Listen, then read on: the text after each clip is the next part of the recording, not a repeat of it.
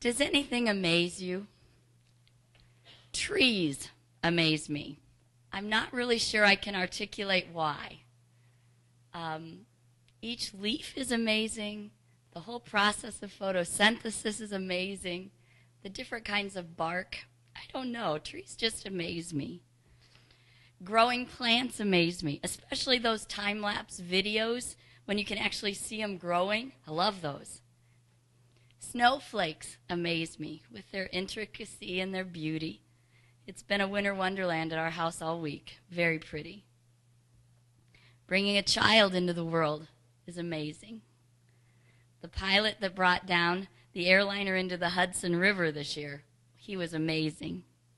How much time do you take to be amazed at God and His creation and His works? What would you say is awesome? The 7 wonders of the world, like the pyramids or the Taj Mahal? What about the view from Pikes Peak in the Rockies? Or the John Hancock Building view? I really like Chicago at night from the Sears Tower. And back to trees. If you've stood at the base of the giant redwoods in California, oh my gosh, they are awesome. Tonight I would like to share with you my thoughts on the letter A. I mean for this letter to stand for adoration, but amazing and awesome fit as well. Thinking of God's awesomeness and being amazed at His handiwork make me happy and optimistic. Many years ago, someone introduced me to the acronym ACTS for prayer. I regularly use this acronym and have shared its meaning many times with others at Chrysalis, youth group, and when lay speaking. I use it many days as a guide to my daily prayer, but it was not until a year ago that I really started to understand the importance of the A.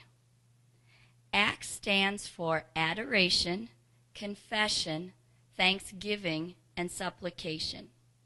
So when you get on your knees or bow your head, this guide says you should start by praise and worship and adoring our God, then humble yourself and do some introspection, asking God for forgiveness. Then thank Him for what He has done or is doing or will do in our lives, and then we ask for help. For many of us, and when we really think about it and are honest, 90% of our prayer time is really spent on the S, asking for things. It was brought to my attention that a large part of prayer, and really our corporate worship on Sunday mornings, should be about the A, adoration. PrayerGuide.org hits the nail on the head. I quote, "By starting a time of prayer with adoration and praise, we focus first on God rather than on ourselves. We think of who God is and what He has done. Jesus teaches us to first of all love God with all of our heart, our mind, and soul. The writer to the Hebrews encourages us to praise God continually. Through Jesus, therefore, let us continually offer up to God a sacrifice of praise, the fruit of lips that confess His name." Hebrews 13:15. Praise is also an excellent remedy for times when we may perceive that we are under attack or that we are feeling low. In both cases, it brings the nature of God's power and presence into a situation. Unquote. Focusing more on adoration was and is not as easy as it seems. Making more of my prayer time about God, and not about me,